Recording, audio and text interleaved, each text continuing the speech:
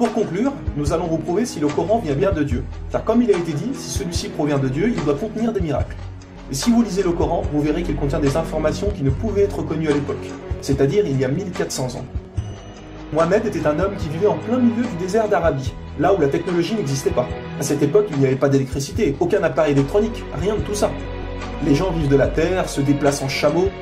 Personne n'avait inventé ou même pu imaginer les choses telles que les sondes, les scanners, les satellites, etc. Et pourtant, dans le Coran, nous pouvons lire « Sous l'eau, il y a des endroits où il y a de l'eau douce et de l'eau salée.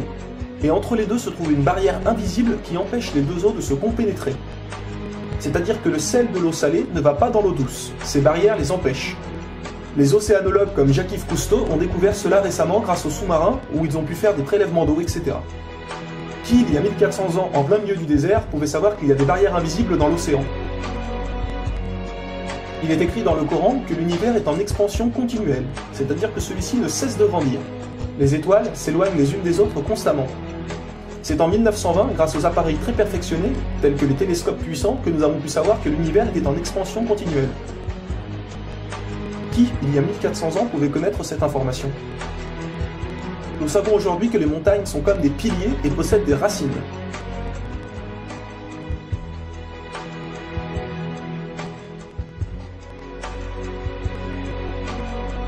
Sans les montagnes, il y aurait très fréquemment des tremblements de terre. Nous savons grâce aux récentes découvertes qu'elles servent à la stabilisation de l'écorce terrestre. Qui, une nouvelle fois, il y a 1400 ans, pouvait savoir que les montagnes étaient ancrées comme des piliers et que ceux-ci servaient à la stabilisation de l'écorce terrestre? Il est écrit dans le Coran que Dieu a créé les 7 cieux et la terre par le même nombre, c'est-à-dire 7. Nous connaissons aujourd'hui, grâce aux sondes qui vont sous terre, que la planète possède 7 couches terrestres. Le noyau interne solide, le noyau externe liquide, la couche D, le manteau inférieur, puis le manteau intermédiaire, le manteau supérieur et la lithosphère. Qui, il y a 1400 ans en plein milieu du désert, pouvait savoir que la Terre possédait 7 couches? Il était impossible de connaître cela sans la technologie récente. Il est aussi mentionné que les plantes ont des sexes, mâles et femelles. La découverte de la sexualité des plantes fut réalisée par Rudolf Jacob Comnenarius entre 1660 et 1720. Le Coran explique étape par étape l'embryologie, c'est-à-dire comment un enfant se développe dans le ventre de sa mère. Le professeur Kate Moore, qui a aussi le prix Nobel au Canada de l'embryologie, a confirmé que cela se passait exactement comme indiqué dans le Coran, et a affirmé que ces faits ne pouvaient être connus d'il y a 1400 ans, et que par conséquent, ces informations avaient été révélées à Mohammed par Dieu. Un exemple, le Coran explique qu'à un moment, le fœtus a la forme d'une sangsue dans le ventre de sa mère. Et si on regarde des images des scanners, nous nous rendons compte que l'embryon a exactement la forme d'une sangsue et qu'il s'accroche à une paroi du corps comme le fait une sangsue. Le mot le plus adapté pour décrire cela est sangsue. Vous voyez comment les versets coraniques s'accordent parfaitement avec la science d'aujourd'hui? Pour savoir cela, il a fallu attendre l'arrivée de scanners, de caméras, etc. Qui, il y a 1400 ans, pouvait décrire en détail les étapes de l'embryologie? Pour ceux qui pensent que le Coran copie certaines civilisations, il faut savoir que certaines personnes auparavant avaient fait des suppositions et avaient pensé des choses qui se sont révélées vraies, mais ont aussi fait énormément d'erreurs, et que soi-disant le Coran les avait copiées. Donc par exemple, si vous prenez un mauvais élève qui copie sur un bon élève, si le bon élève a 18 sur 20, est-ce que le mauvais élève va avoir 20 sur 20? Non, bien sûr que non, car le mauvais élève aura copié les bonnes comme les mauvaises réponses, donc il aura aussi 18 sur 20. Alors si soi-disant le Coran copie les civilisations ou peu importe, comment se fait-il que le Coran extrait le vrai du faux? De plus que ces quelques civilisations ne faisaient que des suppositions. Or Mohammed affirme être sûr de tout ce qu'il dit. Le Coran contient plus de 500 versets dus à la science, sans aucune erreur ou contradiction. Et la technologie d'aujourd'hui ne vient pas contredire, mais confirmer tous les versets un par un du Coran.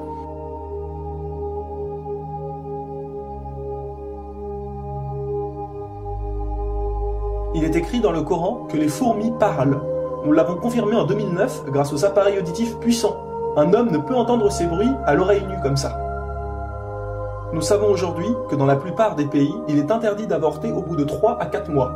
Car après 4 mois, la science explique que le bébé commence à vivre, et que cela donc est considéré comme un crime. En islam, il est dit que Dieu insuffle l'âme dans le corps du bébé au bout de 120 jours, donc 4 mois. Comme par hasard au même moment que quand la science démontre que c'est à cette période que la vie du fœtus commence.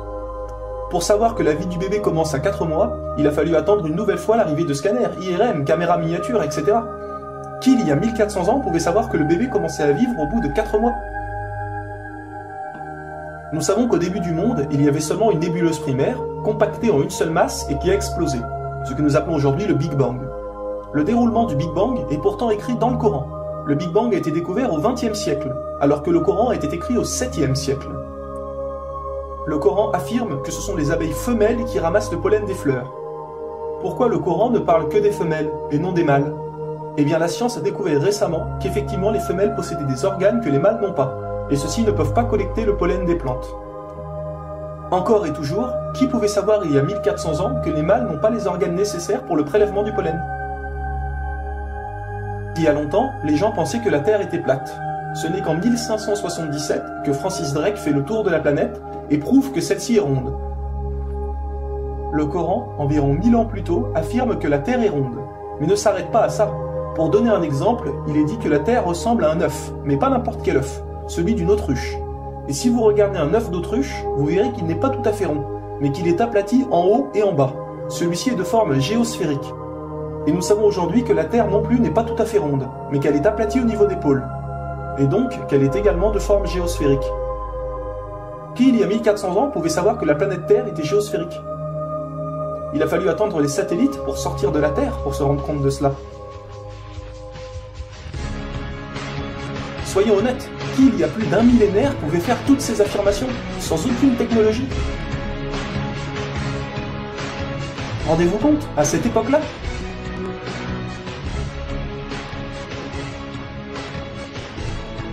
Et soyez conscients que je n'ai donné que quelques exemples. Il y a plus de 500 versets qui parlent de science sans aucune erreur. Le Coran parle d'astronomie, de biologie, de physique, de géologie, etc. Ça ne s'arrête pas là. Le Coran ne comprend pas seulement des miracles scientifiques, mais des miracles linguistiques ou numériques. Par exemple, le mot terre apparaît 13 fois dans le Coran, et le mot mer apparaît 32 fois. Additionnez 13 plus 32, cela vous donne 45. Si l'on met cela en pourcentage, 32 fois le mot mer sur 45 donne 71%. Et c'est exactement le pourcentage que la mer recouvre sur la surface de la Terre. La mer recouvre 71% de la surface de la planète. Et 13 sur 45 donne 29%. Et c'est exactement le pourcentage que représente la Terre sur la surface de la planète. Croyez-vous vraiment que cela vient du hasard? Le mot paradis apparaît 77 fois. Et devinez quoi? Le mot enfer apparaît aussi 77 fois. Le mot foi apparaît 25 fois. Le mot mécréance apparaît 25 fois. Le mot dunya, qui signifie le monde d'ici-bas, apparaît 115 fois. Akira, qui signifie le monde de l'au-delà, apparaît 115 fois. Le mot ange, 88 fois. Le mot diable, 88 fois. Les hommes, 23 fois. Les femmes, 23 fois. La vie, 145 fois. La mort, 145 fois. Bonne œuvre, 167 fois. Les péchés, 167 fois. Les 7 cieux apparaissent 7 fois. Et il y a encore plein et plein d'autres exemples.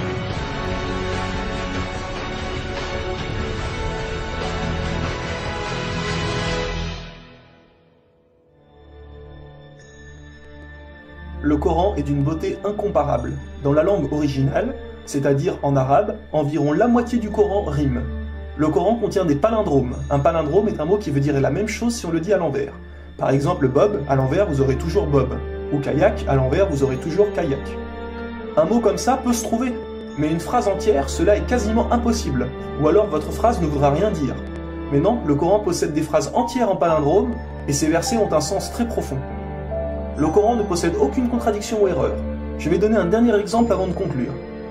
Vous allez vous rendre compte de l'extraordinaire précision du choix des mots. Dans un verset, Dieu dit qu'il n'a pas doté l'homme de 2 cœurs. Pourtant, un peu plus loin, Dieu parle aussi des femmes. Alors pourquoi il ne dit pas « je n'ai pas doté l'être humain de 2 cœurs » ? Pourquoi ne parle-t-il que des hommes, puisque les femmes sont mentionnées après? Quand nous lisons tout le passage, nous nous rendons compte que Dieu ne parle pas au sens littéral, mais au sens figuré.